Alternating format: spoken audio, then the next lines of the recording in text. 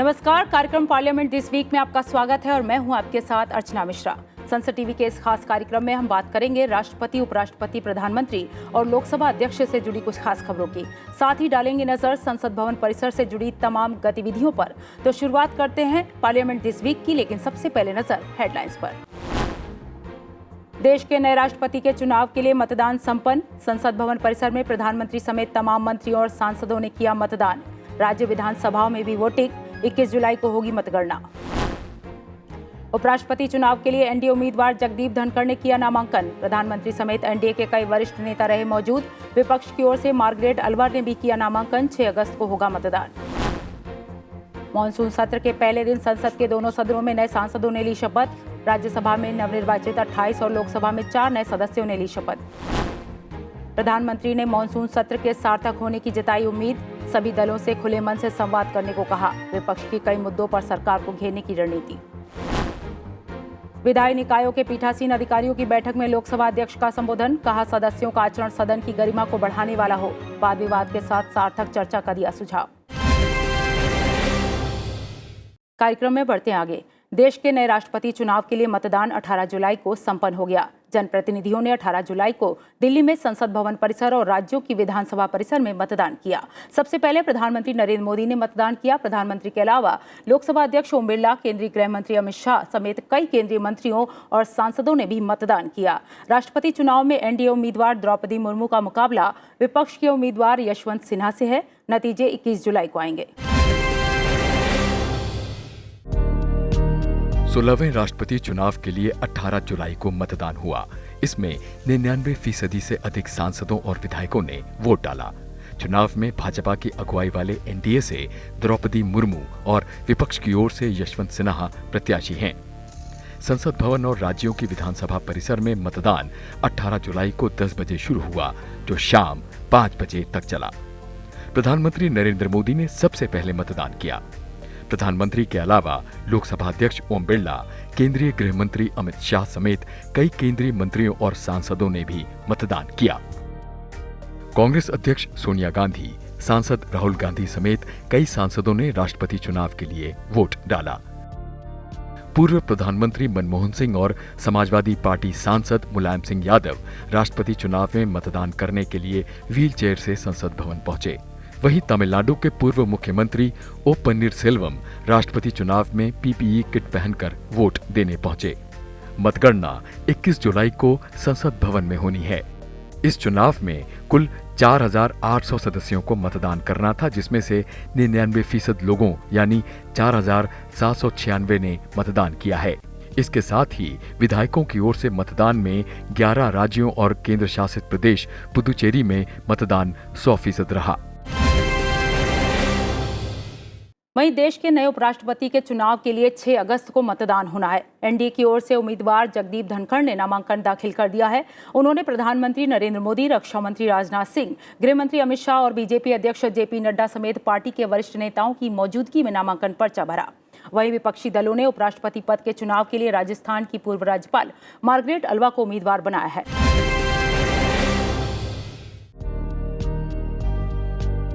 देश के नए उपराष्ट्रपति के निर्वाचन के लिए एनडीए उम्मीदवार जगदीप धनखड़ ने नामांकन दाखिल कर दिया है।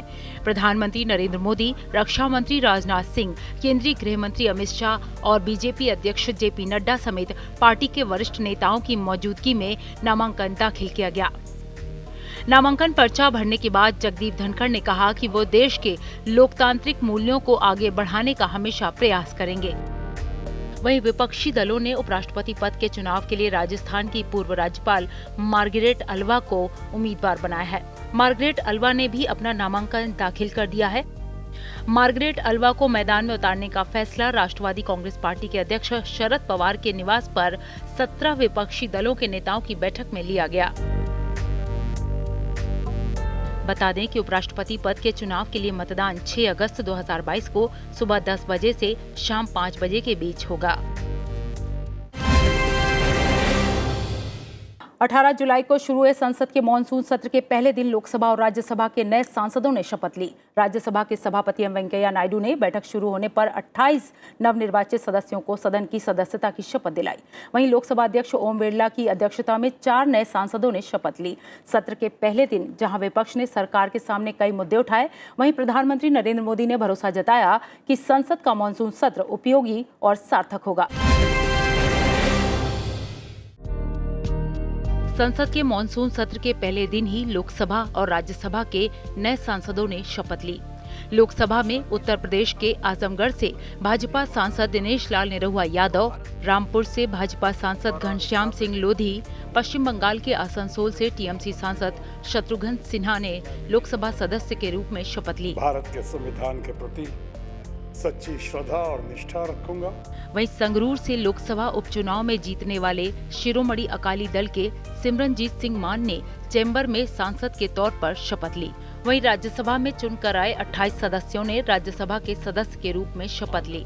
शपथ लेने वालों में पूर्व केंद्रीय मंत्री पी चिदम्बरम, कपिल सिब्बल, प्रफुल्ल पटेल, पूर्व क्रिकेटर हरभजन सिंह सहित 28 नवनिर्वाचित सदस्यों ने मॉनसून सत्र के पहले दिन राज्यसभा के सदस्य के रूप में शपथ ग्रहण की, जिसके बाद सभापति ने सदस्यों को आजादी के 75 साल पूरे होने के मौके पर मनाए जा रहे अमृत महोत्सव की याद दिलाते हुए कहा कि इस सत्र को सार्थक बनाने का पूरा प्रयास करना चाहिए। I would like to fervently appeal to all of you to give out your best performance to make this session a memorable one, particularly in the context of its significance. I expect this session to set the right tone for functioning of this august house over the next 25 years of Amrit Kal, which is critical period to take India to entirely new plane by the time our nation rejoices the centenary of its independence. वहीं सत्र के पहले दिन ही सदन में कई विपक्षी दलों के सदस्यों ने अग्निपथ योजना और महंगाई समेत अन्य मुद्दों को लेकर सदन में अवरोध किया, सरकार को घेरने का प्रयास किया। प्रधानमंत्री नरेंद्र मोदी ने भरोसा जताया कि संसद का मॉनसून सत्र उपयोगी और सार्थक होगा। मैं सभी आदरणीय सांसदों से यही आग्रह करूंगा कि गहन चिंतन, गहन चर्चा, उत्तम चर्चा और सदन को हम जितना ज्यादा प्रोडक्टिव बना सके, सदन को जितना ज्यादा फ्रूटफुल बना सके, उसलिए सबका सहयोग हो और सबके प्रयास से ही लोकतंत्र चलता है। संसद का मॉनसून सत्र शुरू होने से पहले केंद्र सरकार ने सर्वदलीय बैठक बुलाई। बैठक संसद भवन परिसर में रक्षा मंत्री राजनाथ सिंह की अध्यक्षता में हुई। बैठक में सत्ता पक्ष और विपक्ष के कई नेता मौजूद रहे। इससे पहले लोकसभा अध्यक्ष ओम बिरला ने सर्वदलीय बैठक बुलाई थी। इस दौरान लोकसभा अध्यक्ष ओम बिरला ने सत्र के दौरान सभी दलों से सदन में शांति और गरिमा को बनाए रखने की अपील की। संसद के मॉनसून सत्र से पहले सरकार ने सर्वदलीय बैठक बुलाई, जिसमें सरकार का प्रतिनिधित्व वरिष्ठ केंद्रीय मंत्री राजनाथ सिंह, राज्यसभा में भाजपा के नेता पीयूष गोयल और केंद्रीय संसदीय कार्य मंत्री प्रहलाद जोशी ने किया। बैठक में पक्ष और विपक्ष के कई बड़े नेता मौजूद रहे। बैठक में विपक्ष की ओर से कांग्रेस के मल्लिकार्जुन खड़गे, अधीर रंजन चौधरी, जयराम रमेश, डीएमके के टीआर बालू, टीएमसी के सुदीप बंदोपाध्याय और एनसीपी के शरद पवार सहित लगभग सभी दलों के नेता मौजूद रहे। बैठक के बाद केंद्रीय संसदीय कार्य मंत्री प्रहलाद जोशी ने कहा कि नेताओं ने अपने विचार रखे और सुझाव दिए। साथ ही विपक्ष ने कई मुद्दों पर सरकार से चर्चा की मांग की। कम से कम 13 मुद्दे सरकार के सामने रखे और दूसरे अपोजिशन पार्टी के नेता लोग भी चंद मुद्दे उन्होंने भी रखा। करीब 20 मुद्दे वहां पर आ गए। They have demanded for some of the issues to be discussed. The government, under the leadership of the entire meeting went on in the leadership of Shri Rajnath Singh Ji. Rajnath Singh Ji and myself, we have amply clarified that under the rules and the procedure, for whichever the speaker and chairman gives the permission, government is ready to discuss any issue. वहीं इससे पहले लोकसभा अध्यक्ष ओम बिरला ने सर्वदलीय बैठक बुलाई। बैठक को लेकर लोकसभा अध्यक्ष ओम बिरला ने कहा कि सभी पार्टियों ने सहयोग का भरोसा जताया है। बैठक में केंद्रीय मंत्री प्रहलाद जोशी, सांसद अर्जुन राम मेघवाल, सांसद रमा देवी, अपना दल से केंद्रीय मंत्री अनुप्रिया पटेल समेत कई नेता मौजूद रहे। सभी दलों के नेताओं ने, सरकार की तरफ से संसदीय कार्य मंत्री ने ये आश्वस्त किया है कि हम सदन की कार्रवाई में सहयोग करेंगे, महत्वपूर्ण मुद्दों पर चर्चा भी करेंगे, विधेयक पर भी चर्चा करेंगे। लोकसभा अध्यक्ष ओम बिरला ने संसद भवन परिसर में मीडिया को संबोधित किया। अपने संबोधन में लोकसभा अध्यक्ष ने कहा कि शब्दों पर बैन नहीं लगाया गया है, केवल असंसदीय घोषित किया गया है। उन्होंने ये भी कहा कि ये पहली बार नहीं है, 1954 से असंसदीय शब्दों को हटाने की प्रक्रिया चल रही है। संसद के दोनों सदन, लोकसभा और राज्यसभा में शब्दों के इस्तेमाल को लेकर नई गाइडलाइंस जारी हुई।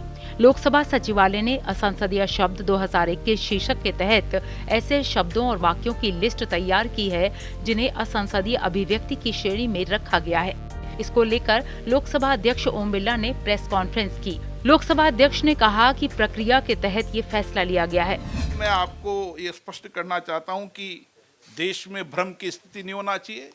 किसी शब्दों को बैन नहीं किया है और किसी सरकार भी बैन नहीं करती है। मैं डिबेट और चर्चा में सुन रहा हूं कि इस सरकार ने बैन कर दिया, उस सरकार ने बैन कर दिया।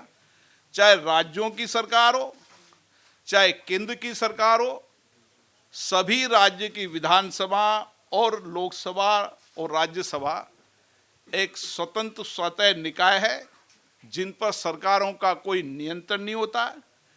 और मैं मानता हूं कि सभी राज्य विधानसभा इसी लोकतांत्रिक प्रक्रियाओं से चलती है, संसद भी इस प्रक्रियाओं से चलती है। लोकसभा अध्यक्ष ओम बिरला ने कहा कि ये प्रक्रिया काफी लंबे समय से चली आ रही है। 1954 से असंसदीय शब्दों को हटाने की प्रक्रिया चल रही है। पहले इस तरह के असंसदीय शब्दों की एक किताब का विमोचन किया जाता था। हमने सिर्फ कागजों की बर्बादी से बचने के लिए इसे इंटरनेट पर डाल दिया है। ये लोकसभा की एक प्रक्रिया है, जो प्रक्रिया 1959 से चल रही है। उस परंपरा में पहले इस तरीके की असंसदीय शब्दों की एक किताब निकाली जाती थी। अब क्योंकि संसद के अंदर हमने कोशिश की कि कागज की बचत हो, इसलिए हम इंटरनेट पर डालते हैं इसको। हमारी पहले तो कोशिश रहती थी इस किताब को देश के पत्रकारों को और लोगों को भी उपलब्ध कराएं, पर कुछ लोगों तक पहुंचती थी। हमने कहा देश के अन्य लोगों को भी जानकारी मिले, इसलिए हमने इसको इंटरनेट पर डाला है। लोकसभा अध्यक्ष ओम बिरला ने ये भी कहा कि बोलने की स्वतंत्रता का अधिकार कोई नहीं छीन सकता। विपक्ष से अपील करते हुए उन्होंने कहा कि देश में इसका भ्रामक प्रचार नहीं किया जाना चाहिए। आपको बता दें कि संसद के दोनों सदनों, लोकसभा और राज्यसभा में शब्दों के इस्तेमाल को लेकर नई गाइडलाइंस जारी हुई। तो कार्यक्रम पार्लियामेंट दिस वीक में वक्त हो गया एक ब्रेक का। ब्रेक के बाद भी खबरों का सिलसिला जारी है, बने रहिए। ब्रेक के बाद एक बार फिर आपका स्वागत है। बढ़ते हैं आगे। लोकसभा अध्यक्ष ओम बिरला ने संसद भवन परिसर में विधायी निकायों के पीठासीन अधिकारियों की बैठक की अध्यक्षता की। इस मौके पर लोकसभा अध्यक्ष ने कहा कि विधायिकाओं में वाद विवाद और चर्चा गरिमापूर्ण होनी चाहिए और जनप्रतिनिधियों को ऐसा आचरण करना चाहिए जिससे कि सदन में सम्मान में वृद्धि हो। लोकसभा अध्यक्ष ने दल बदल विरोधी कानून को मजबूत करने के लिए पीठासीन अधिकारियों, संवैधानिक और कानूनी विशेषज्ञों और अन्य हितधारकों से परामर्श करने को कहा। साथ ही कहा कि राष्ट्रपति और राज्यपाल के अभिभाषण के दौरान सदन में व्यवधान नहीं होना चाहिए।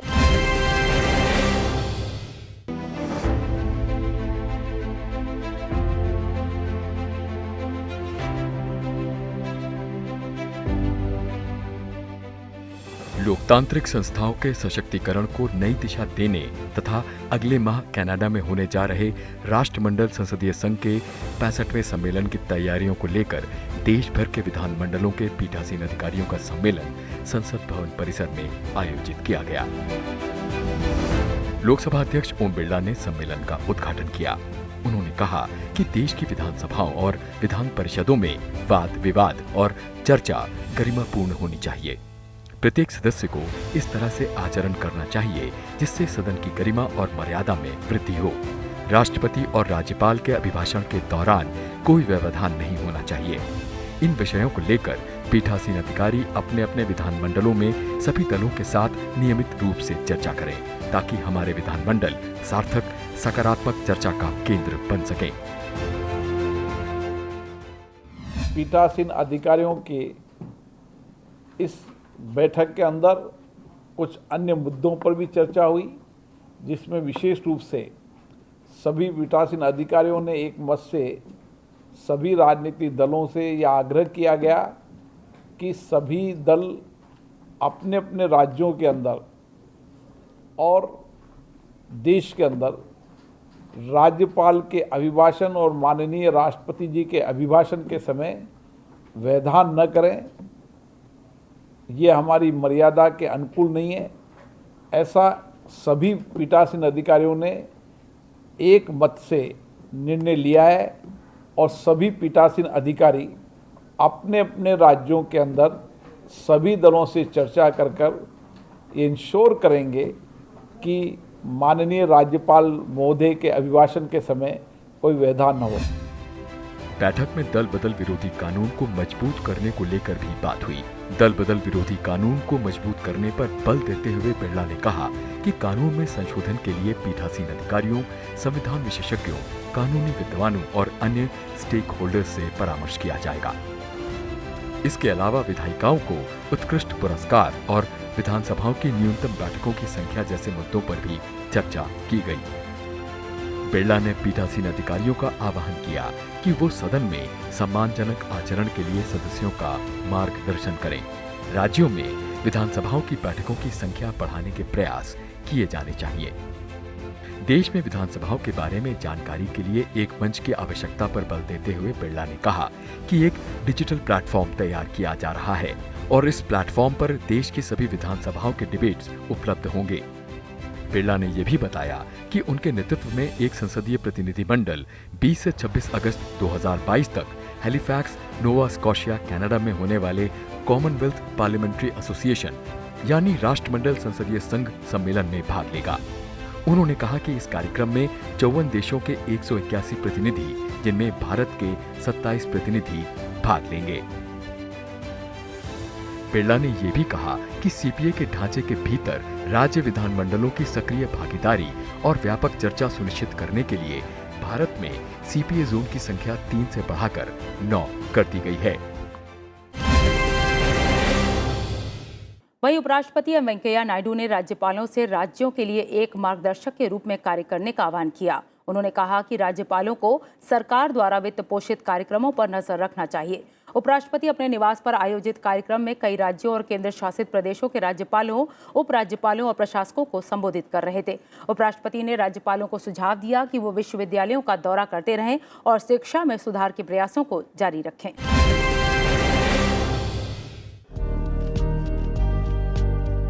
उपराष्ट्रपति एम वेंकैया नायडू ने उपराष्ट्रपति निवास में आयोजित भोज में विभिन्न राज्यों और केंद्र शासित प्रदेशों के राज्यपालों, उपराज्यपालों और प्रशासकों को संबोधित किया। उपराष्ट्रपति एम वेंकैया नायडू ने कहा कि राज्यपाल का कार्यालय न तो सजावटी है और न ही राजनीतिक पद, और उन्हें अपने आचरण से राज्य प्रशासन के लिए एक उदाहरण स्थापित करना चाहिए। You will be setting an example to others and then finally move on. Raj Bhavan में बैठना है ऐसी नहीं, घूमते रहना, प्रदेश में लोगों से मिलते रहना, फीडबैक लेते रहना और सही फीडबैक जो एक्चुअल फैक्चुअल पोजीशन है वो सेंटर को बताते रहना। After all the governors are the nominees of the central government, so you need not hesitate to send your positive feedback और even negative feedback whatever you get. इस मौके पर विभिन्न राज्यों और केंद्र शासित प्रदेशों के राज्यपाल, उपराज्यपाल, प्रशासक, गृह मंत्री अमित शाह, वरिष्ठ अधिकारी और कई गणमान्य लोग मौजूद रहे। बढ़ते आगे, उपराष्ट्रपति एम वेंकैया नायडू ने गुरु पूर्णिमा के मौके पर शिक्षकों को सम्मानित किया। उपराष्ट्रपति ने हैदराबाद में तेलुगु भाषा के प्रतिष्ठित विद्वान और साहित्यकार गरिकापति नरसिम्हा राव को संस्कार पुरस्कार से सम्मानित किया। इस दौरान उपराष्ट्रपति ने समग्र और मूल्य आधारित शिक्षा के महत्व पर जोर देते हुए कहा कि शिक्षा को केवल अक्षरों और संख्याओं के रूप में नहीं, बल्कि संस्कृति और मूल्यों की शिक्षा के रूप में देखना चाहिए।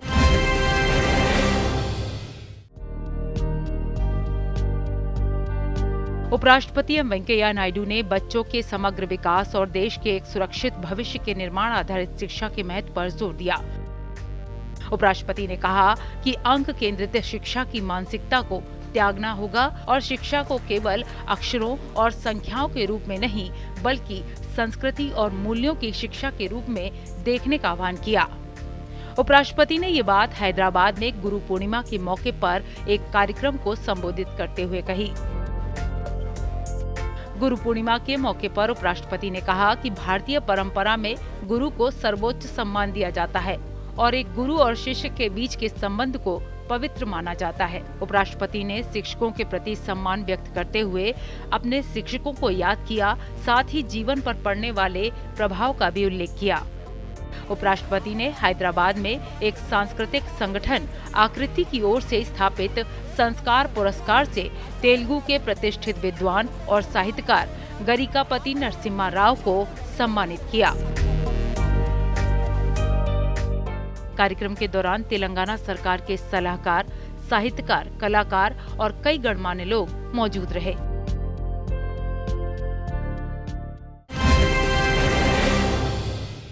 उपराष्ट्रपति एम वेंकैया नायडू ने निजी क्षेत्र और स्वयंसेवी संस्थाओं से अपील की कि वे आनुवंशिक बीमारियों से निपटने के लिए सरकार के प्रयासों में सहयोग करें और लोगों में जागरूकता लाने का प्रयास करें। उन्होंने युवा चिकित्सकों से ग्रामीण क्षेत्र में सेवा करने का सुझाव दिया। उपराष्ट्रपति ने ये बात हैदराबाद के thalassemia and sickle cell society में ब्लड ट्रांसफ्यूजन यूनिट के उद्घाटन के दौरान कही। उपराष्ट्रपति एम वेंकैया नायडू ने देश में थैलीसीमिया और सिकल सेल एनीमिया जैसी आनुवंशिक बीमारियों पर काबू पाने के लिए एहतियाती कदम उठाने की जरूरत पर जोर दिया है। उपराष्ट्रपति ने ऐसे बच्चों की पहचान करने के लिए निगरानी बढ़ाने का सुझाव दिया।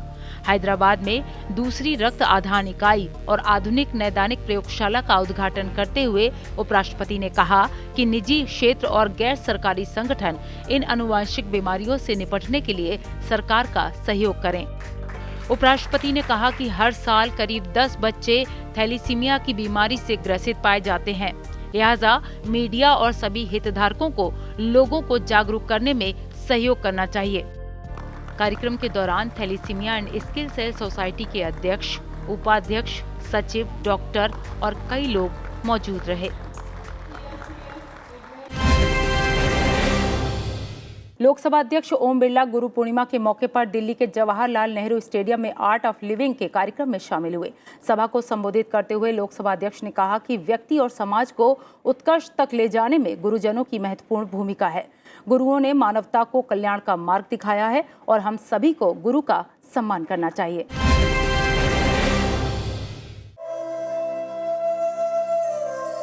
लोकसभा अध्यक्ष ओम बिरला ने गुरु पूर्णिमा के मौके पर आर्ट ऑफ लिविंग के कार्यक्रम को संबोधित किया।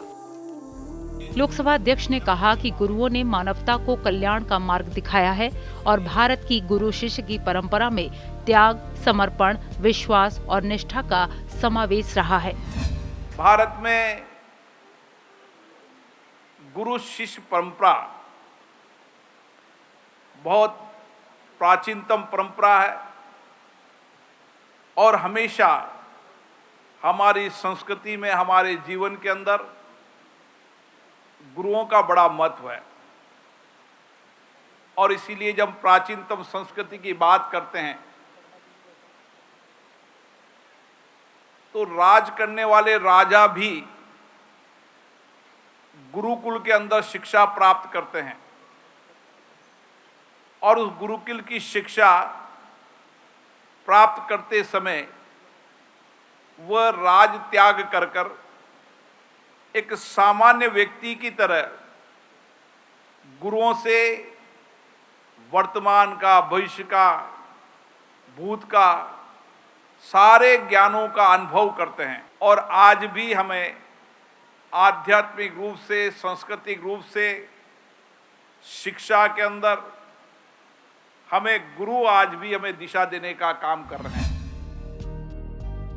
इस मौके पर लोकसभा अध्यक्ष ने जलवायु परिवर्तन के संकट, ग्लोबल वार्मिंग और पर्यावरण पर चिंता जताई। लोकसभा अध्यक्ष ने कहा कि आज जरूरत है कि दुनिया का हर कोई व्यक्ति, हर एक भारतवासी प्रकृति के महत्व को गंभीरता से समझे और पर्यावरण संरक्षण का संकल्प ले। गुरुदेव ने केवल देश में नहीं पूरे विश्व के अंदर राष्ट्रीय अंतर्राष्ट्रीय समस्याओं के समाधान का रास्ता भी बताया। उन्होंने पर्यावरण के रूप में एक अभियान चलाया और आज भी पूरे देश के अंदर पर्यावरण के महत्व और किस तरीके से हम पर्यावरण को सुरक्षित रखते हैं उसके लिए उन्होंने पेड़ लगाने का एक जन आंदोलन शुरू किया और जन आंदोलन के माध्यम से व्यक्ति अपने जीवन के सामान्य व्यवहार कार्य में भी पर्यावरण को सुरक्षित रखे और आने वाली पीढ़ियां भी सुरक्षित रहे। इसके लिए उन्होंने करोड़ों अन्यायों को और देश के लोगों को एक व्यापक रूप से पर्यावरण सुरक्षित करने के लिए एक व्यापक रूप से पेड़ लगाने का अभियान शुरू किया। लोकतंत्र में संसदीय समितियों का अहम स्थान है। समय समय पर इन संसदीय समितियों की बैठक होती है। विभिन्न मुद्दों पर चर्चा के बाद ये समितियां अपनी रिपोर्ट सभा के समक्ष रखती हैं। तो आइए जान लेते हैं सप्ताह लोकसभा में किन किन संसदीय समितियों की बैठक हुई।